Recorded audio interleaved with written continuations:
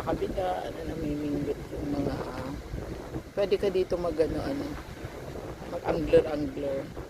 Shout out, Cousin Junjun, Cousin Jayla. Pwede pala kayo mag-angler dito. May nakikita kami nag-angler. Ayan po.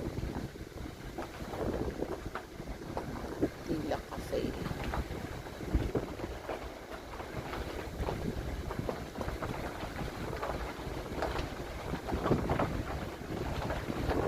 Madami nagbablog dito. Kasi Instagrammable siya pag ginala. Ito itong mga puno na to.